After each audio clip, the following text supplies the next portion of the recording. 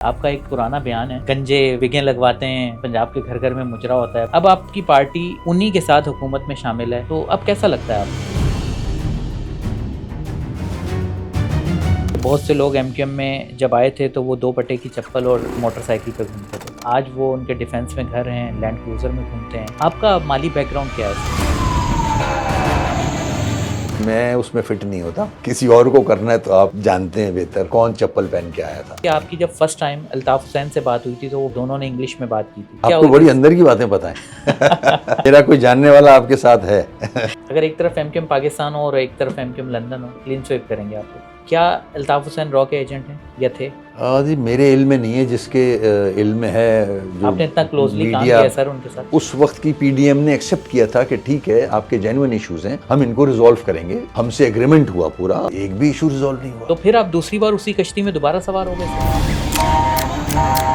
Sir. Karachi में तो कोई काम होता नजर नहीं आ रहा। ऐसा ही है। आपको फिर एक बार डबल क्रॉस किया जा रहा है और आप मासूमियत से बन रहे हैं। एमक्यूएम का पिछले 10 साल से माजी देखें तो आप लोग तो अपनी आपस की लड़ाइयों में लगे रहे हैं। 2024 में आपको इतने वोट कैसे मिल सकते हैं सर? ये 30 साल में कोटा सिस्टम उसको क्यों खत्म नहीं कर पाए सर? आपको नहीं लगता कि आपने अवाम के साथ ज्यादती की? मैं एक्सेप्ट तो कर रहा हूँ, मगर सिर्फ हमारी गलती नहीं है इसमें। नेमतुल्लाह खान साहब, मुस्तफ़ा कमाल, मुर्तज़ा वहाब, इन तीनों नामों में से बेहतर मेयर कौन था? नाम कोई भी बेहतर नहीं है। किनके दौर में ज्यादा काम हुआ? एमक्यूएम के दौर में तो मुस्तफ़ा कमाल थे मेयर तो उस वक्त जब 2008 की बात कर रहे हैं। देखें, इंडिविजुअल पे नहीं जाता है। मेरी किसी से कोई दुश्मनी नहीं है। मर्जर के बाद दिल साफ हो गए या मर्जर- सिर्फ मैं बता तो सीज रहा हूँ फायर आपको, हुआ है? सारी ख्वाहिशें सबकी पूरी हो गई है ना। अब और क्या चाह रहे हैं आप? आपकी तो नहीं हुई ना, आप तो किसी ओहदे पे नहीं है इस वक्त। मुर्तज़ा वहाब साहब की इस वक्त शहर में क्या परफॉर्मेंस है as a mayor? Murtaza Wahab की गलती नहीं है इसमें, वो कर कुछ नहीं सकते। बड़ी अजीब बात कह रहे हैं वैसे। अब मुझे तो उनको लग रहा था कि आप बेहतर बाकी करना उधेड़ चाह रहा हूं। देंगे। मैं उधेड़ सकता हूँ, मैं नहीं उधेड़ रहा, ये भी काटिएगा नहीं।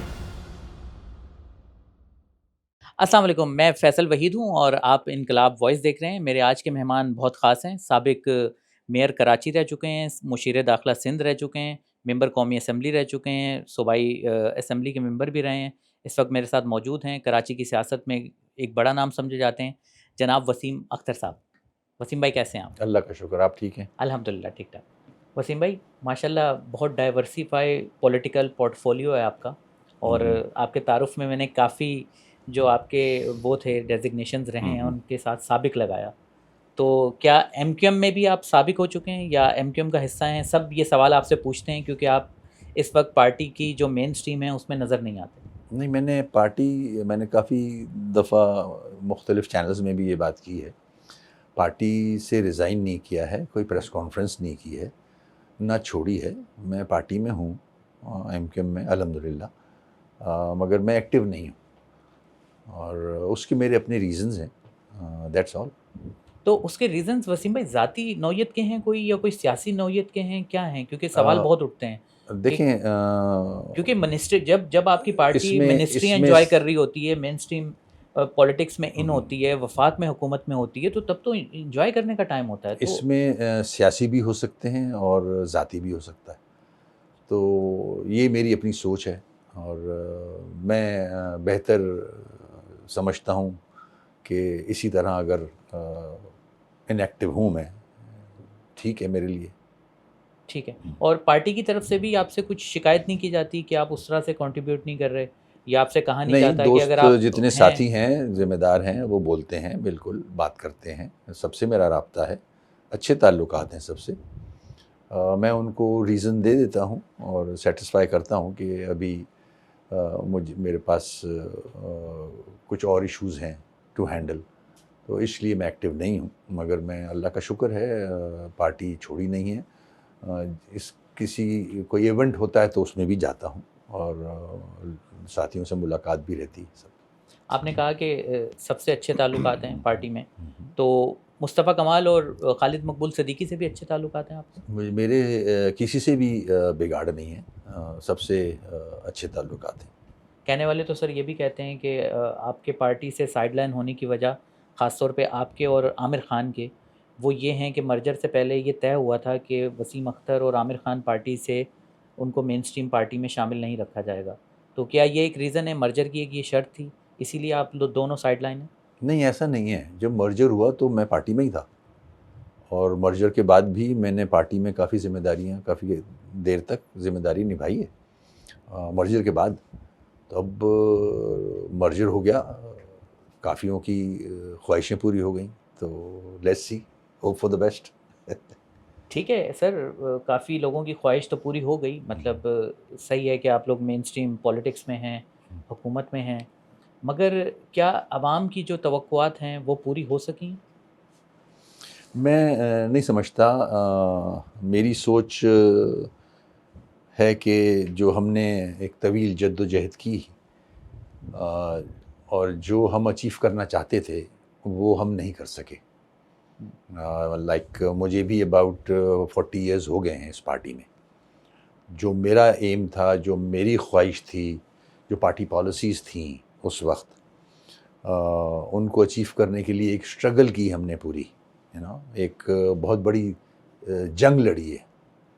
ऑपरेशंस कराची में मैं पीछे नहीं जाना चाह रहा, बहुत सारे ऐसे अदवार थे जिसमें पार्टी में रहना एक बहुत डिफ़िकल्ट टास्क था। मुश्किल वक्त में आपने पार्टी का साथ तो दिया। ऑपरेशन सारे हमने देखे, सहे, जेलें काटी, पार्टी को डिफेंड किया, मीडिया में भी, पार्लियामेंट के अंदर भी। मगर खैर हम तो बच गए, MNA MP बन गए, मिनिस्टर्स बन गए। हमारी पार्टी में तो शोहदा की लिस्ट है लंबी, लोगों ने तो अपनी जानें दी हैं इस कॉज के लिए। मगर अफसोस कि वो कॉज हम हासिल कर नहीं सके, जो जिस मकसद के लिए हमने स्ट्रगल की थी, हमें उसमें कामयाबी हुई नहीं। 8 फरवरी 2024 का जो इलेक्शन हुआ है उसमें जो एमक्यूएम को मैंडेट मिला है, इसके ऊपर बहुत सवाल उठते हैं, ठीक है। इलेक्शन कमीशन में बहुत सारी दरख्वास्तें भी पेंडिंग में हैं। तो आपको लगता है कि ये फेयर मैंडेट है बिल्कुल, वाकई एमक्यूएम को जो है वो सिंध से, कराची से इतनी सीटें मिली थी? मेरे ख्याल में जो लोग, जैसे कि आपने कहा, काफ़ी लोग कोर्ट्स में गए हुए हैं ऑन दिस, और हर इलेक्शन में यही होता है। हमारे यहाँ बदकिस्मती है। सर मगर इस हमारे यहाँ इलेक्शन में तो कुछ खास था ना। इस इलेक्शन में ये खास था कि पहले ये होता था कि जो फर्स्ट पार्टी है तो सेकंड वाली बन जाती थी, थर्ड वाली बन जाती थी। यहाँ पर तो आप लोगों के ऊपर सवाल ये है कि आप तो फिफ्थ या सिक्स नंबर पे थे और आपको फर्स्ट कर दिया गया। वही है कि जो आपके मुखालिफिन कहते हैं सर, मैं नहीं कह जो रहा। मुखालफिन कोर्ट में भी गए हुए, तो लेट द कोर्ट डिसाइड कि कोर्ट क्या कहता है, तो सामने आ जाएगी बात जो भी होगी। तो फार्म 45 के तमाम जो हैं आपके पास वो हैं? 45 देखी मैंने भी, मगर मैंने कहा ना, हमारे यहाँ जो पॉलिटिकल सिस्टम है उसमें रहते हुए नहीं, जो आपके मेंबरान हैं उनके तमाम 45 जो फॉर्म्स हैं उनके पास अपनी जीत के मौजूद हैं। वो तो क्लेम तो यही किया जा रहा है ना, कोर्ट्स के अंदर जो जवाब दे रहे होंगे, डिफेंड कर रहे होंगे, तो वो 45 भी दिखाई रहे होंगे। तो मेरे ख्याल में बॉल जो है वो कोर्ट में है अभी, उनको डिसाइड करने दें, कोर्ट जो भी डिसाइड करेगा तो वो सामने आ जाएगा। तो सर आपके ख्याल में एमक्यूएम ने तो लास्ट वाला जो बल्दियाती इलेक्शन हुआ था उसमें भी बायकॉट किया था, उससे पहले भी हमने देखा पीएसपी की, एमक्यूएम की लड़ाइयाँ देखी। एमक्यूएम ने ऐसा क्या किया था कि अगर इस मैंडेट पे अगर हम सवाल ना उठाएं तो लोगों ने आपको इतनी बड़ी तादाद में वोट दे दिया और आपको इतनी सीटें मिल गई? क्योंकि एमक्यूएम का पिछले 10 साल से माजी देखें तो आप लोग तो अपनी आपस की लड़ाइयों में लगे रहे हैं, तो आपको हाँ, इतने वोट कैसे मिल सकते हैं सर? ये अनफॉर्चुनेट है ये बहुत। मैं समझता हूँ बदकिस्मती है कि हम पार्टी को जिस तरह से हैंडल करना चाहिए था हम उस तरह से नहीं कर सके।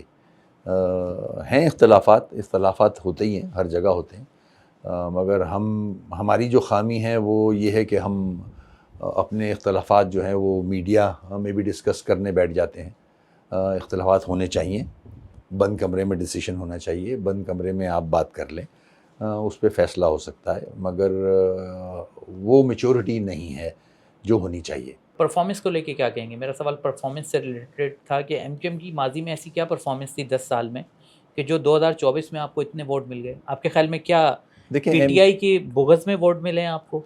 MQM ज़ाहिर है बड़े अरसे से पॉलिटिक्स में है, और ऐसा नहीं है MQM ने डिलीवर नहीं किया।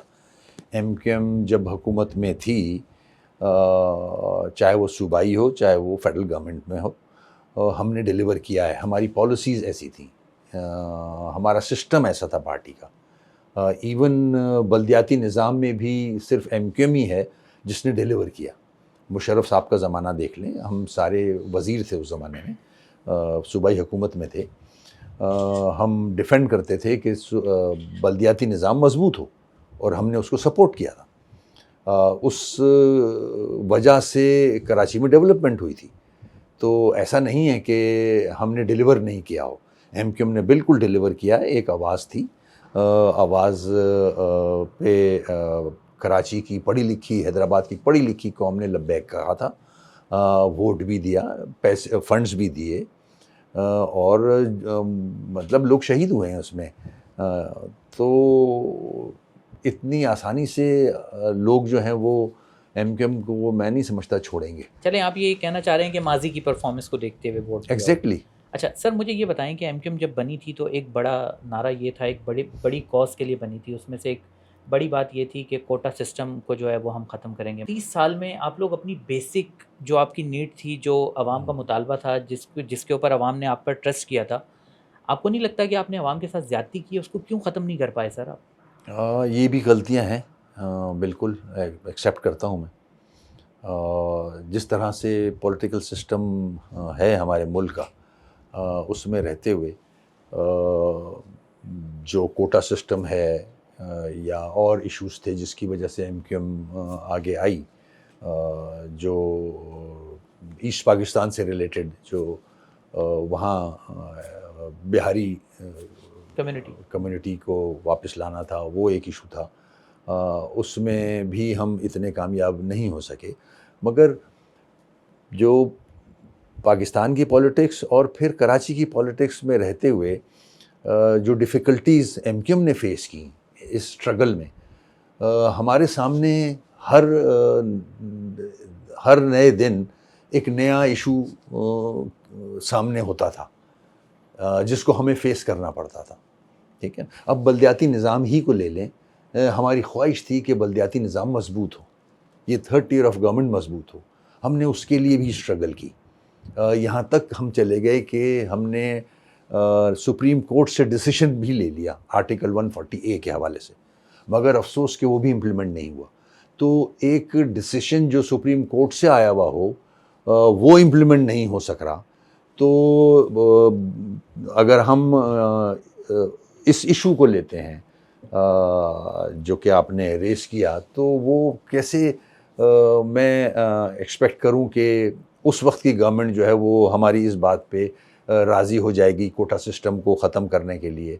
हमारी स्ट्रगल रही है, जब हम फेडरल गवर्नमेंट में भी थे, हमारी बातचीत कैबिनेट में भी हुई है, कई दफ़ा प्राइम मिनिस्टर साहब से भी हुई है, मगर अफसोस कि ये इशू हम नहीं वापस कर सके।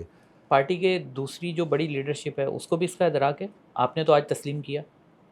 बिल्कुल, मैं समझता हूँ है, फैक्ट्स तो यही हैं।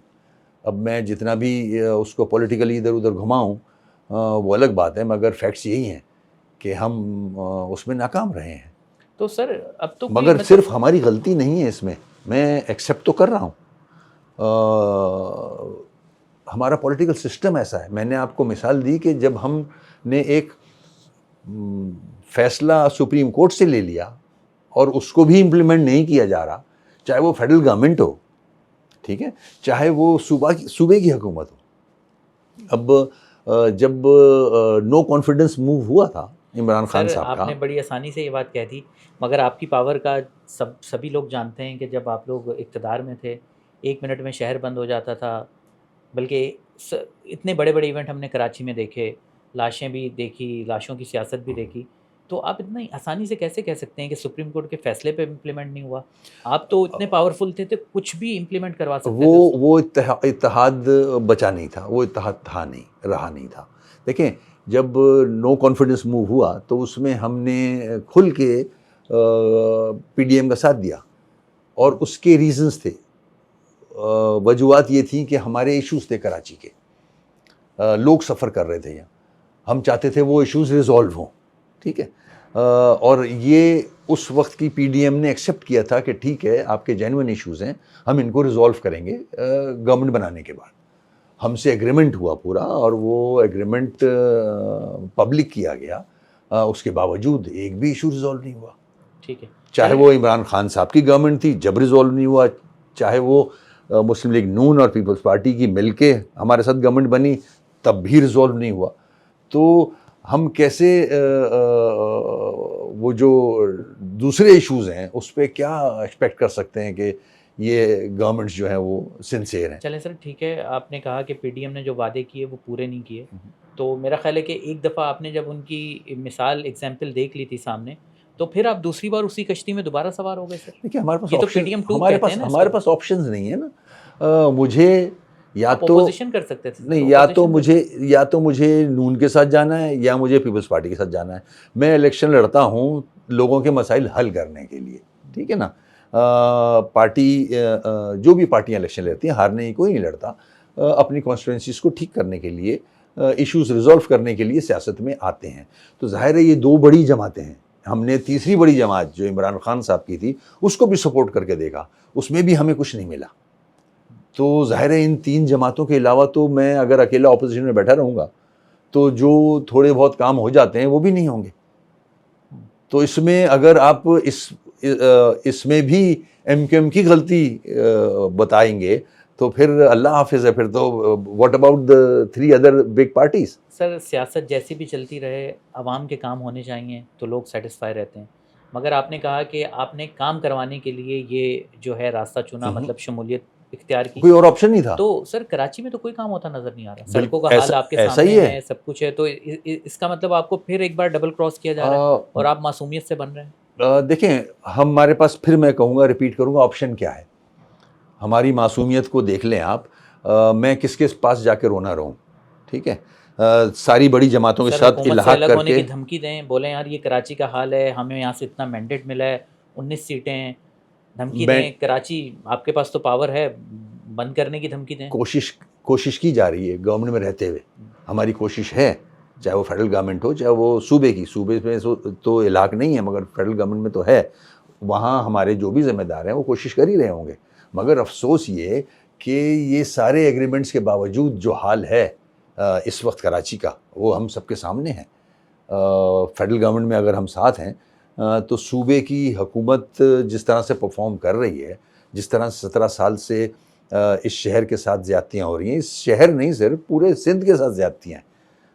कोई भी डिस्ट्रिक्ट उठा के देख लें आप, वहाँ डेवलपमेंट का क्या हाल है, लोग सफ़र कर रहे हैं। तो इस किस्म की तो पॉलिटिक्स रह गई है अब।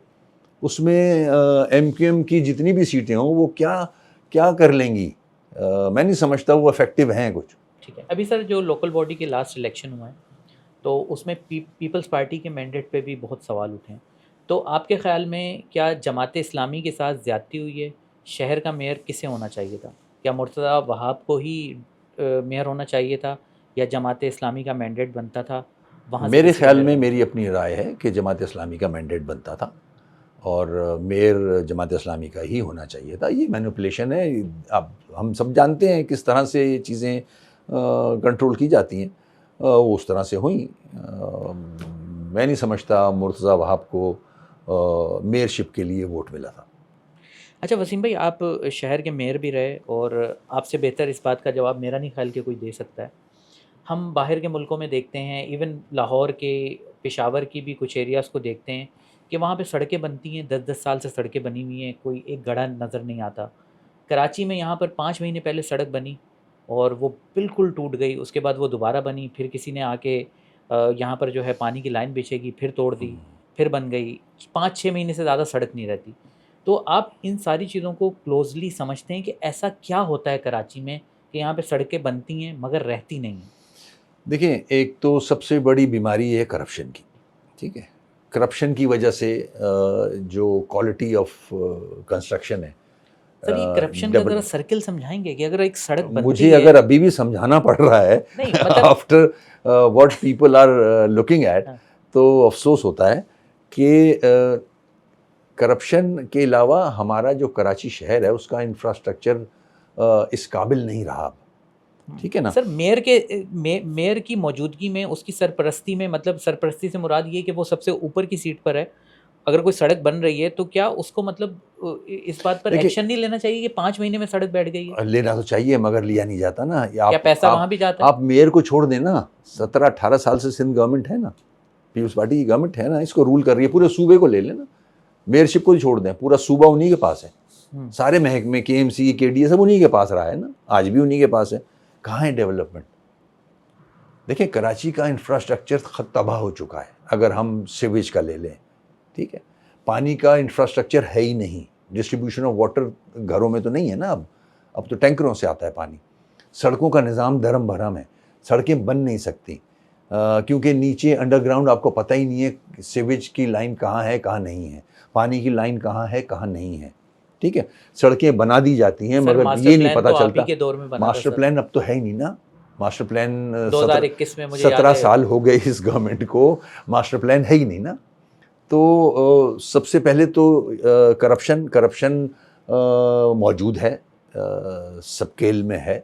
सर वसीम भाई, एक चीज़ मैं समझना चाह रहा हूँ, देखें करप्शन तो पंजाब में भी होती है ना, ऐसा नहीं है कि वहाँ पे तो वो खुद उन्होंने एक बार कहा था कि खाता है तो लगाता भी है, ठीक है, तो मतलब करप्शन तो वहाँ भी होती है, मगर वहाँ का इतना बुरा हाल नहीं है। यहाँ पे क्या सिर्फ परसेंटेज वहाँ करप्शन की कुछ कम हो जाती है, यहाँ ज़्यादा है। अच्छा। यहाँ लगता नहीं है, वहाँ कुछ लग जाता है। मैं अभी लाहौर गया था, अच्छा खासा डेवलप हुआ है, सफाई भी है, बहुत काम हो रहा है, मगर यहाँ अफसोस है कि सिस्टम ऐसा है। अब आप किसी को भी सिस्टम, आप ये वो वाले सिस्टम की बात कर रहे हैं, आप किसी को भी इल्ज़ाम दे दें, मगर आपका सिस्टम ऐसा बना हुआ है कि आप उस करप्शन से बच ही नहीं सकते जब तक आप कोई ड्रास्टिक मेजर्स ना लो, सख्त इकदामात ना लिए जाएं। क्योंकि पैसा जहाँ से रिलीज़ होता है, वहाँ से जहाँ से चलता है वहाँ परसेंटेज है, फिर डिपार्टमेंट में आता है, उसका फाइनेंस डिपार्टमेंट अलग है, इंजीनियरिंग डिपार्टमेंट अलग है, हर एक के पैसे बंधे हुए हैं, ठेकेदार की सेटिंग है कहीं। तो जब लगने की बारी आती है तो 2 करोड़ की सड़क जो है वो 1 करोड़ लग रहा होता है उसमें, तो 1 करोड़ जो है वो फिर 1 करोड़ की सड़क जो है एक बारिश में वो बह जाती है। तो आपको सिस्टम ठीक करना होगा। मुझे सुप्रीम कोर्ट ने बुलाया था जब मैं मेयर था कि नाले साफ़ कब करेंगे आप, तो मैंने कोर्ट के अंदर कहा था कि मेरे पास पैसे नहीं हैं, मैं नाले साफ़ नहीं कर सकता। 500 से ऊपर छोटे नाले हैं, कोई ये बड़ी खबर बनी थी, 38-40 दूसरे नाले, तो मेरे पास पैसे नहीं हैं KMC के पास। तो उस वक्त फिर तखमीना लगाया गया कि बारिश आने वाली है तो क्या ख़र्चा आएगा, तो डिपार्टमेंट ने बना के दिया एस्टीमेट को अबाउट 50 करोड़ रुपए लगेंगे सारे नाले साफ़ करने के लिए। सुप्रीम कोर्ट के ऑर्डर्स की वजह से वो 50 करोड़ रिलीज़ होने की बात आई। तो नेक्स्ट डे मुझे फिर से कोर्ट ने बुलाया कि आपको तो पैसे मिल गए होंगे, आपने काम शुरू कर दिया। मैंने जज साहब को कहा कि नहीं, मुझे पैसे नहीं मिले। बोला अभी तक नहीं मिले? मैंने बोला नहीं मिले। बोला क्यों नहीं मिले? मैंने बोला अप फ्रंट वहाँ 2% भिजवाने पड़ते हैं पहले उस अमाउंट के, तो जाके वो चेक रिलीज़ होता है। आपने अदालत में कहा? जनाब, ये रिकॉर्ड पे है। तो वो हैरान हुए। मैंने बोला हैरान होने की बात नहीं है, ये ओपन फैक्ट है, ये सबको पता है और आई एम श्योर आपको भी पता होगा ये। तो खैर उन्होंने फिर फ़ोन वोन किए और वो चेक जो है वो डिपार्टमेंट में आया। तो जब 2% कट के आया था, तो ये हालात हों, कट के आया था 2%? नहीं, 2% कटता नहीं है, जो बेनिफिशियरी होते हैं ना वो फिर वहाँ पहुँचा देते हैं। अच्छा, ये सिस्टम है। ये मैं कोई अनहोनी बात नहीं बता रहा, ये सबको पता है, पूरे मुल्क में हर सूबे में ये पता है सबको। जब तक ये सिस्टम चलता रहेगा, ये सड़कें बनती रहेंगी, टूटती रहेंगी। ये सिस्टम को अगर ठीक कर लिया जाए तो ये जो परसेंटेज बंधी हुई है ना, ये ख़त्म हो जाए तो सड़कें भी बेहतरीन बनेगी। अच्छा वसीम भाई, ऑन अ लाइटर नोट, आपका एक पुराना बयान है, वो जब भी सुनता हूँ बड़ा मज़ा आता है सुनने में कि ये गंजे विगें लगवाते हैं, पंजाब के घर घर में मुजरा होता है। बड़ा इंटरेस्टिंग है, आपने बड़ा मतलब एक बड़े जोश में एक वो दिया था। तो सर अब आपकी पार्टी, जो लफ्ज़ आपने यूज़ किया था गंजे घर घर में मुजरा होता है पंजाब के, अब आपकी पार्टी उन्हीं के साथ हुकूमत में शामिल है, वही सो आपके कहने के मुताबिक गंजे उन्हीं के साथ हुकूमत में है। तो अब कैसा लगता है आपको? अब कोई बुराई तो नहीं है? पंजाब में भी कोई बुराई नहीं है, घर घर में मुजरा भी नहीं हो रहा? हमारे पॉलिटिकल सिस्टम में ये चीज़ें हैं, ऐसी मिसालें मौजूद हैं कि बिलो द बेल्ट भी पॉलिटिकल लोग जो हैं वो चले जाते हैं। इसकी वजह बनी थी, मैं आज आपने सवाल किया है, हालांकि बहुत पुरानी बात हो गई है, इसीलिए मैंने कहा इसका एक रीज़न बना था, मैं आवाम को भी बताना चाह रहा हूँ चौधरी निसार साहब पार्लियामेंट के अंदर मौजूद थे, मैं भी एमएनए था, वो भी एमएनए थे। तो उन्होंने खड़े होके, हालांकि वो बड़े सीजन्ड पॉलिटिशियन हैं, पुराने पॉलिटिशियन हैं, मैं एक्सपेक्ट भी नहीं कर रहा था कि वो ये वाली बात करेंगे। उन्होंने अल्ताफ़ हुसैन साहब की वाइफ को डिस्कस किया था फ्लोर ऑफ द हाउस पे, ठीक है, और इतना सीनियर पार्लियामेंटेरियन होने के बावजूद। तो मुझसे वो बर्दाश्त हुई नहीं थी बात। उसका जवाब मैंने, जो मेरे जज्बात थे उस वक्त वो सामने आए, उसके बाद मैंने अपॉलॉजी भी की थी, क्योंकि वो मेरे उस वक्त जो लीडर थे उनकी वाइफ को आप पार्लियामेंट में क्रिटिसाइज या डिस्कस कर रहे हैं, विच इज़ नॉट गुड। तो उसका जवाब था वो। और ऐसी गलतियां पॉलिटिकल लोग करते हैं, तो ये फिर बात आगे चली जाती है। और आज माशाल्लाह सब एक साथ हैं। उसके बाद मेरी भी नवाज शरीफ साहब के साथ मुलाकात हुई है, और मैंने कराची के लिए उनसे उस वाक़े के बाद मैं उनके पास गया, और मैंने उनसे डिस्कस किया कराची के इश्यूज़। फायर ब्रिगेड का बहुत बुरा हाल था हमारे, तो मैंने उनसे कहा फायर ब्रिगेड के लिए कम से कम 10 अरब रुपए चाहिए। तो उन्होंने अच्छा खासा अमाउंट रिलीज़ किया, और कराची की फायर ब्रिगेड के अंदर फायर टेंडर्स आए, इक्विपमेंट आया, उसके हालात बेहतर हुए। ये स्नारकल वगैरह भी उसी दौर में आई थी जनाब, शायद। ये नवाज शरीफ साहब की मेहरबानी थी कि उन्होंने ये अमाउंट रिलीज़ किया, और फिर कराची में ये एक महकमा जो है ये थोड़ा सा बेहतर हुआ। नवाज शरीफ साहब ने शिकवा नहीं किया आपसे कि आपने वो बयान दिया था? नहीं, वो भी समझते हैं, वो भी सीजन पॉलिटिशियन है, इस किस्म की चीज़ें हो जाती हैं, आदमी के अल्फाज इधर उधर हो जाते हैं। रिकॉर्ड मौजूद है असेंबली के अंदर, अगर आप रिकॉर्ड निकाल लें तो मैंने तो कुछ भी नहीं कहा। पता नहीं क्या क्या हो चुका है वहाँ। तो सर, मुर्तज़ा वहाब साहब की इस वक्त शहर में क्या परफॉर्मेंस है एज अ मेयर? वफाक में उनकी हुकूमत है, सिंध में उनकी हुकूमत है, शहर की मेयरशिप भी है, पूरे इख्तियारात हैं। आप तो यही रोना रोते नज़र आए, इख्तियारात नहीं है, इख्तियारात नहीं है। खैर, वो नहीं ये बात कह सकते कि इख्तियारात नहीं है। देखिए, मेरे तो पास उसके बाद परफॉर्मेंस की अगर बात करें तो आप भी मेयर रहे हैं। मैं इसको इस तरह नहीं लूँगा। मैं आपको फैक्ट्स बताता हूँ। जी, अच्छा सवाल है आपका, बहुत ही। क्रिटिसाइज तो मैं बहुत कर सकता हूँ बैठ के अभी मुर्तज़ा वहाब पे, ठीक है, क्योंकि वो पूरी पीपल्स पार्टी की गवर्नमेंट 18 साल से है, और वो उसी के मेंबर हैं, सारे महकमे उन्हीं के पास हैं। मगर मुर्तज़ा वहाब की गलती नहीं है इसमें, वो कर कुछ नहीं सकते। आपका सिस्टम ही तबाह हो चुका है। मैं मिसाल दे दूं आपको। बड़ी अजीब बात कह रहे हैं वैसे आप। जी। मुझे आपसे ये वाले जवाब की तवक्को नहीं थी। मैं चीज़ों मुझे को तो लग रहा था कि बेहतर आप मैं चीज़ों को बेहतर बकरियां करना उधेड़ चाह रहा देंगे। हूँ। मैं उधेड़ सकता हूँ, अच्छा, मैं नहीं उधेड़ रहा, ये भी काटिएगा नहीं, ठीक है नहीं, ना। नहीं, मैं बेहतरीन उधेड़ सकता हूँ, मगर मैं वहाँ जाना नहीं चाह ठीक है। रहा। मुर्तज़ा वहाब की जगह 6-8 और मुर्तज़ा वहाब आ जाए ना, वो भी ये हालात ठीक नहीं कर सकते। आप, क्योंकि मैंने प्रैक्टिकली किया है इसलिए मैं बोल रहा हूँ। आप अगर सारे नाले, कोई 40 के करीब 38 या 40 नाले हैं बड़े, और 500 के करीब छोटे नाले हैं, आप इनमें अगर 15,000 टन से ज़्यादा रोज़ कराची कचरा जनरेट करता है, ये सारा कचरा अगर इन नालों में जाएगा तो 1 हफ्ते के लिए साफ़ हो सकते हैं, उसके बाद फिर वही कचरा आ जाएगा। वो काम जो करने का है वो कर नहीं रहे आप। डंपिंग साइट आपने कुरंगी के अंदर रख ली है, जो कि शहर के अंदर कचरा ही कचरा है, बदबू ही है इस वक्त। जब आप ये काम करेंगे कि कचरे का डिस्पोजल नहीं करेंगे बेहतर, तो आप नाले कभी भी साफ़ नहीं कर सकते। जितने नाले हैं उनके ऊपर इंक्रोचमेंट है। मैंने बहुत बड़ी बड़ी इंक्रोचमेंट सुप्रीम कोर्ट के ऑर्डर्स पे ख़त्म कराई थी, ठीक है, चाहे वो किडनी हिल हो, चाहे वो एम्प्रेस मार्केट हो, और बहुत सारी इंक्रोचमेंट रिमूव की थी। नहर ख़याम की इंक्रोचमेंट रिमूव की, बाग़ इब्न कासिम की इंक्रोचमेंट। तो इनको जो काम करने हैं वो तो कर नहीं रहे आपका विल ही नहीं है। इसमें मुर्तज़ा वहाब को ब्लेम करना बेकार है। तो सर, ये जो बातें हैं, जो पॉइंट्स आपने उठाए, ठीक है, डंपिंग साइट्स का जिक्र किया, नालों की बात की, तो ये मुर्तज़ा वहाब अपनी पार्टी से कह के करवा तो सकते हैं देखें ना? वो बेचारा है, वो नहीं कह सकता। मैं तो चीखता नजर आता था मुझे। आपने कहा कि आप रोते रहते थे। मैंने इस चीखने में क्या नाम है, सुप्रीम कोर्ट से आर्टिकल 140A अप्रूव करा लिया, उस पर फैसला ले लिया मैंने कि इस आर्टिकल 140A को इन लेटर इन स्पिरिट इम्प्लीमेंट किया जाए। मैं इतना चीखा कि पूरे मुल्क में अगर कोई जानता था कि मेयर का नाम क्या है, वो वसीम अख्तर का नाम था, किसी और मेयर को नहीं जानते थे, क्योंकि मैं अपनी आवाज़ उठाता था इन इश्यूज़ पे। मैं चुप नहीं रहता था।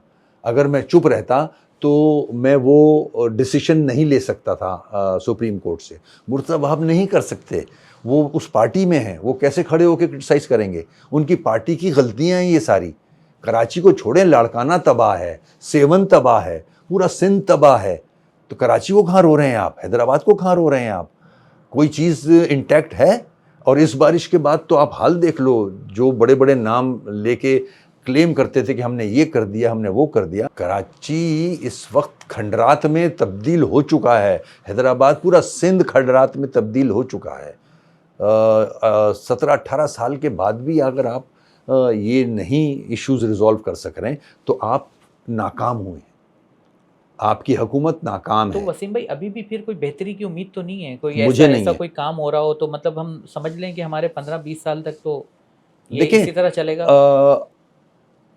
ये जो सिस्टम चल रहा है, ये जो पॉलिटिकल पार्टीज कर रही हैं, ये दोनों political parties, not only people's party, Noon भी नाकाम है 3-3 दफ़ा हुकूमत करने के बाद, पीपल्स पार्टी भी नाकाम तरीन पार्टी है। सर, हमें तो इन्होंने ख्वाब अवाम के इश्यूज नहीं एड्रेस किए। सर हमें तो ख्वाब दिखाया गया था कि बल्दियाती इलेक्शन होते हैं तो देखें, बेहतरी आ जाती है। मैं वहीं जा रहा हूं मैं लेके, तो हो गए तो कि जब तक बल्दियाती सिस्टम मजबूत नहीं होगा, ये आपकी 18th अमेंडमेंट भी नाकाम हो चुकी है। हमने जिस लालच में 18th अमेंडमेंट को वोट किया था, वो लालच ये थी कि बल्दियाती निज़ाम मजबूत हो जाएगा, मगर अफसोस कि पीपल्स पार्टी ने अपने पास तो सारे वसाइल ले लिए, थर्ड टियर को मजबूत नहीं किया, ना करना चाहते हैं ये। इसीलिए मैं कह रहा हूँ ये नाकाम तरीन गवर्नमेंट्स हैं, इन पे कोई भी ट्रस्ट अब नहीं करता। और फिर किस बात की पॉलिटिक्स? आपने तो पावर आने के बाद आपने अपने ही सूबे को तबाही के धाने पे लाके खड़ा कर दिया, ठीक है ना? और अब आप ऐसे नारे दे रहे हैं आवाम को कि मरसू मरसू सिंध ना डेसूं, तो सिंध को तो आपने तबाह किया है। अगर आपने बनाया होता सिंध को तो ये नारा सूट करता था आपको। और इसी तरह पूरे मुल्क में अगर आप सारी सियासी जमातें ले लें, सारी नाकाम हुई हैं। ये 18th अमेंडमेंट के बाद तो जो इख्तियारात नीचे जाने थे वो तो कहीं भी नहीं गए। बल्दियाती इलेक्शन तो कोई कराता नहीं है। अब ये देख रहे हैं आप, जो इन सियासी जमातों की जो कारकर्दगी है वो माइनस में है, और उसके बाद आप एक गवर्नमेंट रह जाती है जो कि बल्दियाती निज़ाम है। अगर उसको मजबूत कर लें तो शायद डेवलपमेंट डोर स्टेप पे मिल जाए सूबों के अंदर, मगर आप वो चाहते नहीं हो, क्योंकि करप्शन, आपको पार्लियामेंट के अंदर MPAs MNAs को फंड्स देना है ताकि वो पॉलिटिकल ब्राइब लेके आपका साथ दे सके। ठीक है, this is the only reason कि बल्दियाती निज़ाम मजबूत नहीं होता। और जब तक बल्दियाती निज़ाम मजबूत नहीं होगा, करप्शन भी ख़त्म नहीं होगी और डेवलपमेंट भी नहीं होगी। तो आपको, मैं समझता हूँ, इस 18 अमेंडमेंट को फिर से रिव्यू करना चाहिए। तो 58(2)B को भी फिर से रिव्यू करें। देखें, एक तलवार तो लटकानी पड़ेगी, क्योंकि मतलब आप सुनिए, आपको एक एक्सप्लेनेशन दे रहा हूँ, ठीक है? आपने 58(2)B की बात की, आज 58(2)B हटा दिया आपने, ठीक है? प्रेसिडेंट के पास कोई पावर्स नहीं है, सारे पावर्स सूबों में आ गए। एक की बादशाहत सिंध में, एक की बादशाहत पंजाब में। मादर पिदर आज़ाद जो मर्जी करें, कोई रोकने वाला नहीं है। कोई सियासत सफ़ेद करें, कोई रोकने वाला नहीं है। सर यही रीज़न है कि शायद 20 साल से जमहूरियत चलती हुई ये जमहूरियत है, तो फिर अल्लाह रहम करे। फिर तो जब देखिए, जमहूरियत जब आएगी जब लोगों के इश्यूज रिजॉल्व होंगे डोर स्टेप पे, लोग खुश होंगे, वो है जमहूरियत, ठीक है? सीट ले लेना किसी भी तरह से और हुकूमत बना लेना, ये जमहूरियत नहीं है। जमहूरियत वहाँ नज़र आती है पनपती हुई कि अवाम खुश है। तो मुशर्रफ साहब वाला दौर आपको जमहूरियत का दौर नज़र आता है? मुशर्रफ के ज़माने में, देखिए, मुशर्रफ के ज़माने में लाख डिक्टेटर कह लें आप उसे, मुशर्रफ के ज़माने में काम हुआ, बिल्कुल हुआ काम। तो अब ऐसी हुकूमतें जो आज मौजूद हैं, आप 58(2)B की बात कर रहे थे, जो कि अपने पावर को सही इस्तेमाल ही नहीं कर रही। जिस तरह से हाल है जमहूरियत का आज, चाहे वो नेशनल असेंबली हो, चाहे वो प्रोविंशियल असेंबलीज हो, चाहे वो आपका पूरा सिस्टम हो, आपके इंस्टीट्यूशंस हों, जो उनका हाल है, तो ऐसा 58(2)B हटाने का क्या फ़ायदा हुआ? आपने तो बादशाहत सूबों में दे दी। तो आपकी सजेशन है कि वो वापस दे दी जाए, सदर ये को तो इख्तियार। फिर जो डिसाइड करेंगे वो करेंगे, मैं तो आपके सवाल का जवाब दे रहा था। शहर के साबिक मेयर रह चुके हैं, हम बात कर लेते हैं नेमतुल्लाह खान साहब की, मुस्तफ़ा कमाल की और मुर्तज़ा वहाब की। आपके ख़्याल में इन तीनों नामों में से बेहतर मेयर कौन था? देखिए क्या नाम है अपना, नेमतुल्लाह साहब जब मेयर थे तो मैं वज़ीर बल्दियात था और मैंने उनको काम करते हुए भी देखा है, हमने उनके साथ भी काम किया है। वो एक अच्छे इंसान भी थे और वो चाहते थे कराची के इश्यूज़ रिज़ॉल्व हों। उसके बाद MQM को निज़ामत मिली और फिर जब MQM को निज़ामत मिली तो MQM के PND के वज़ीर MQM का थे, फाइनेंस के वज़ीर MQM के थे, लोकल गवर्नमेंट का मैं ख़ुद था, तो ये सारी वजारतें भी हमारे पास थी। ठीक है, हमने पूरी तरह सपोर्ट किया KMC को, DMCs को, ताकि वो डेवलपमेंट कर सकें। हमने उनके फंड्स नहीं रोके, इख्तियारात नहीं रोके, हमने उन्हें काम करने दिया। जो 18 टाउन्स थे उन्होंने खुल के काम किया है, उनको फंड्स भी मिलते रहे प्रॉपर टाइमली, उन्होंने डेवलपमेंट की। इसी तरह KMC ने काम किया, तो ये वजह बनी थी।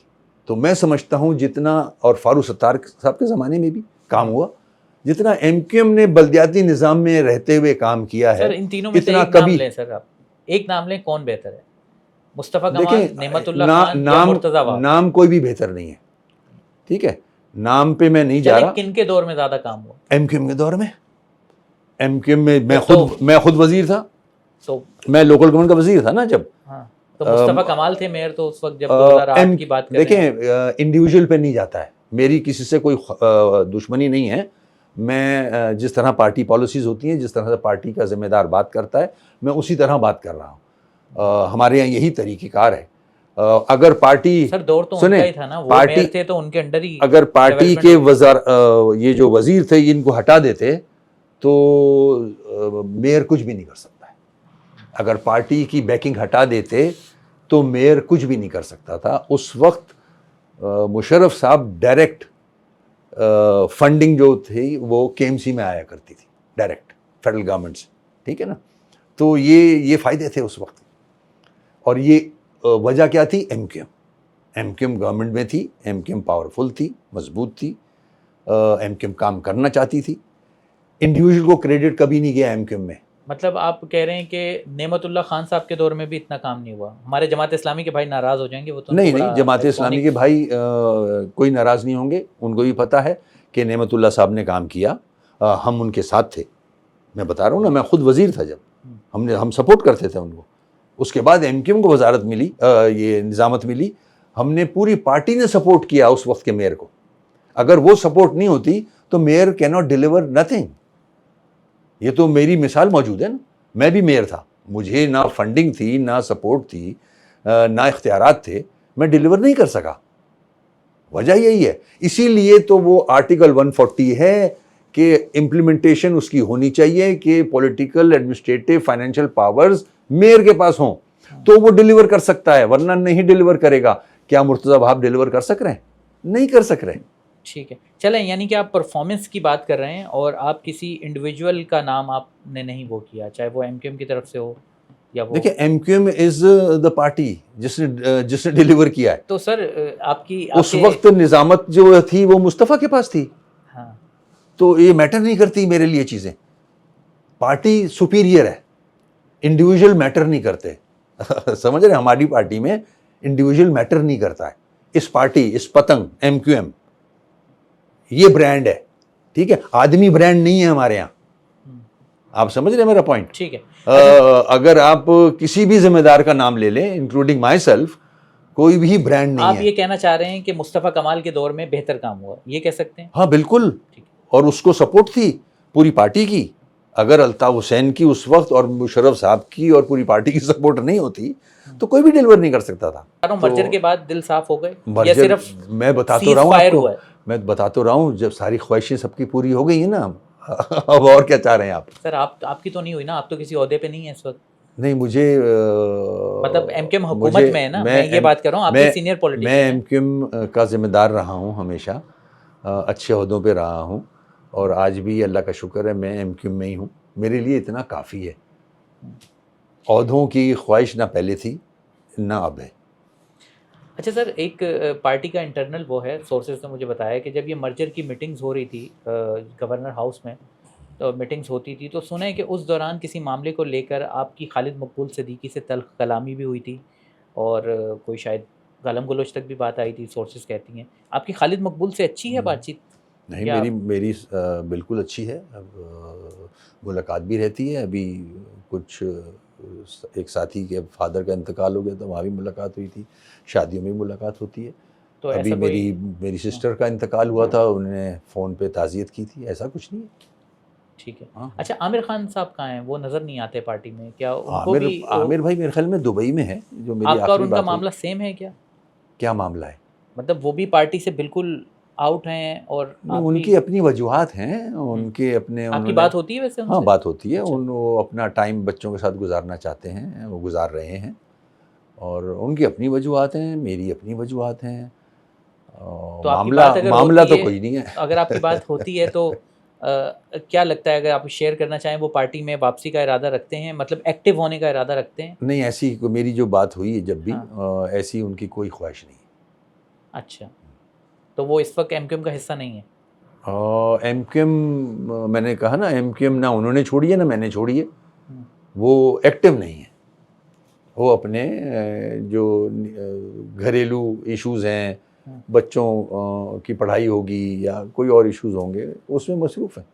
सर 2018 में जब ये सेनेटरशिप के मामलात चले थे, तो उसमें फ़ारूक सत्तार साहब जो है वो कामरान टेसोरी साहब को जो है सेनेट का मेंबर बनाना चाहते थे, और आपने और आप जैसे दूसरे रहनुमाओं ने सख्त मुखालफत की, काफ़ी पार्टी में जो है वो लड़ाई भी हुई, और मगर ये कि इस वक्त की अगर बात की जाए तो कामरान टेसोरी साहब गुज़िश्ता 1-2 सालों से जो है वो गवर्नर हैं सिंध के, और उनको जो है वो पार्टी का डिफेक्टो चेयरमैन भी कहते हैं लोग, यानी कि इतने इख्तियारात हैं उनके पास। तो अब आपको कैसा लगता है? अब तो कोई इख्तिलाफ़ नहीं है आपको कामरान टेसोरी देखिए, साहब से? उस वक्त जो हालात थे, जो पार्टी पॉलिसीज़ थी, उसमें कोई पर्सनल चीज़ नहीं होती थी। हुँ।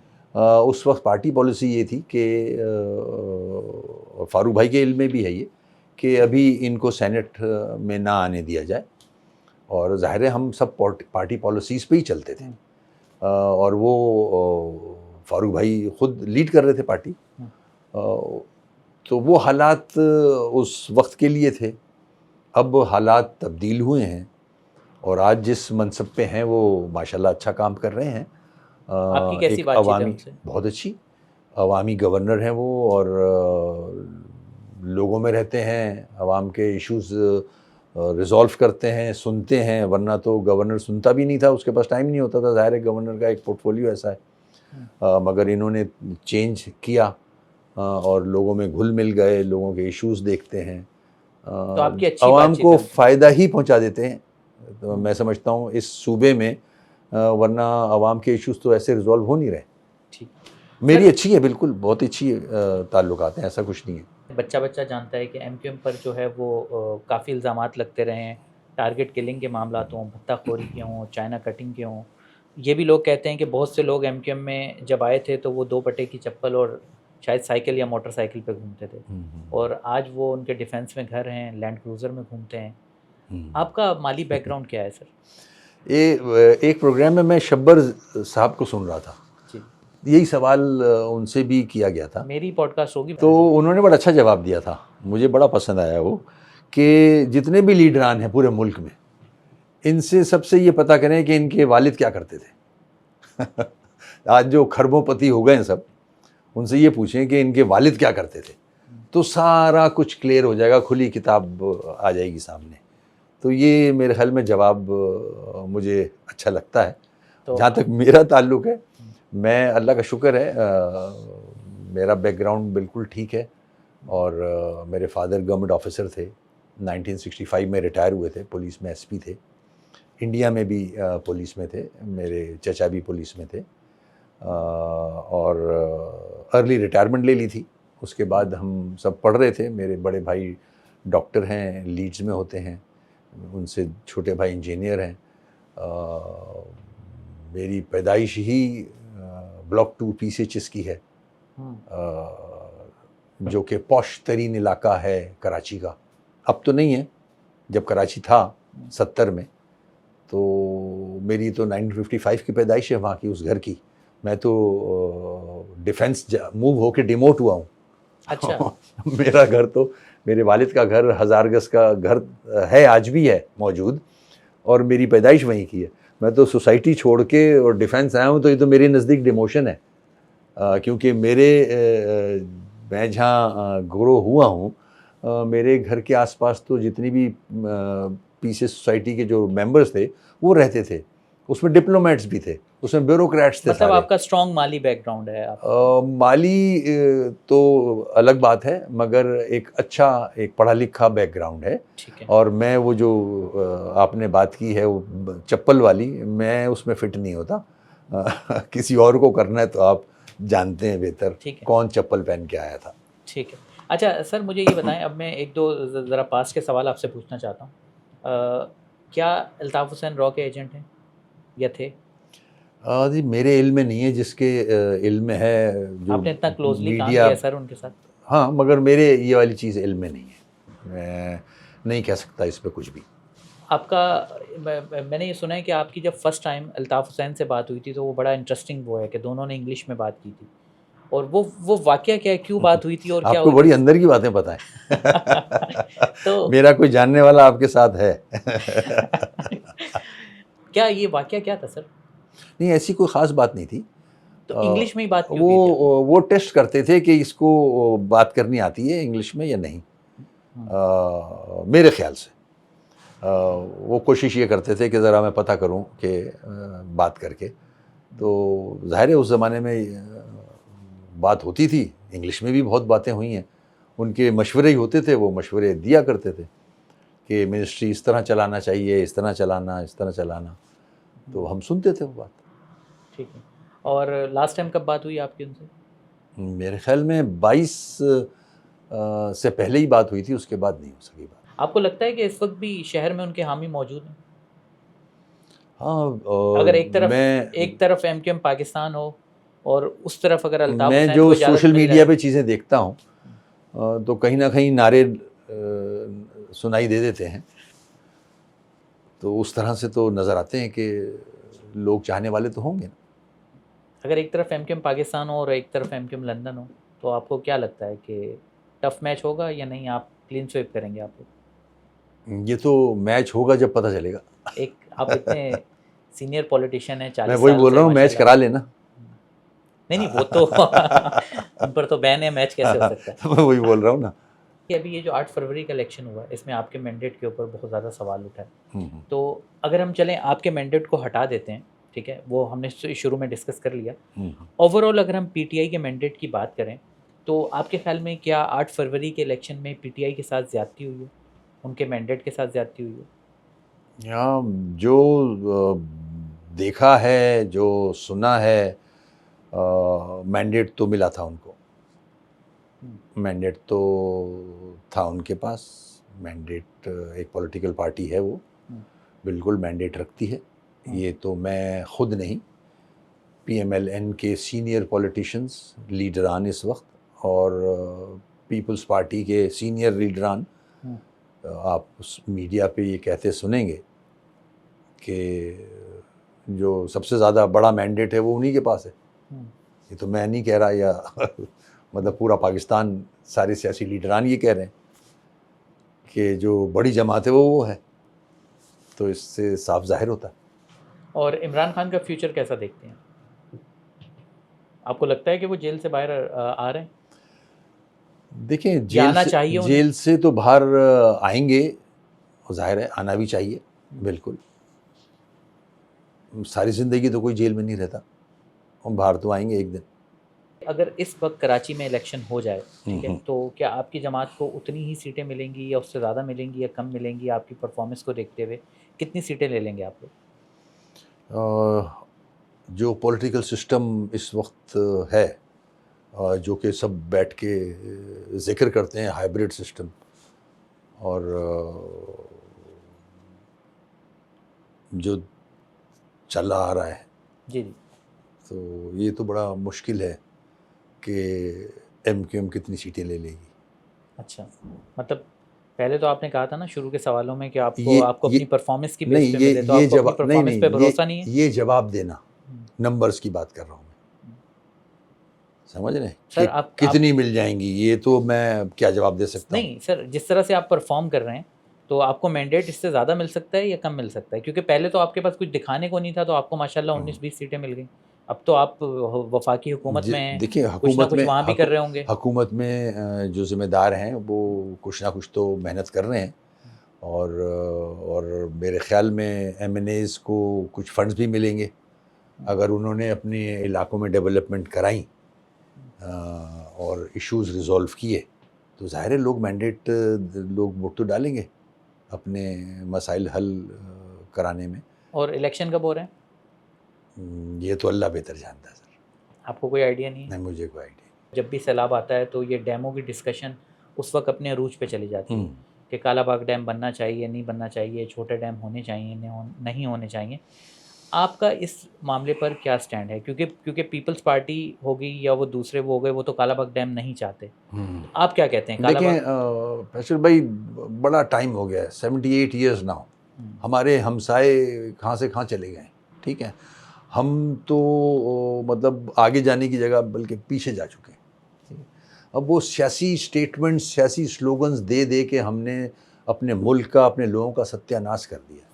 अगर डैम बनना है और it's good for the country, अगर बेहतर है वो और सारे कंसेंसस के साथ डिसीजन होता है अगर, तो क्यों नहीं बनने चाहिए, सूबे भी बनने चाहिए। देखिए ना, 26th अमेंडमेंट आई ना, तो आ गई ना 26th अमेंडमेंट, कितनी मुखालफत हुई, सब आ गई, तो सूबे भी बनने चाहिए। जब 26th अमेंडमेंट हो सकती है तो सूबे भी बन सकते हैं और डैम्स भी बन सकते हैं, जो कि बेहतर है इस मुल्क के लिए, बनने चाहिए, अवाम के लिए बेहतर है। अब सियासी लोगों के, सियासतदानों के इन स्टेटमेंट्स पे, इन स्लोगन्स पे अगर हम पूरी मुल्क की पॉलिसीज़ तब्दील करके रखें और डेवलपमेंट ना होने दें, मैं नहीं समझता ये कोई अच्छा रास्ता है इस मुल्क के लिए। चलें वसीम भाई, बहुत मज़ा आया आपसे बात करके और बहुत शुक्रिया आप हमारे ऑफिस आए। इंशाल्लाह दोबारा भी आपसे मुलाकात। Thank you. Thank you.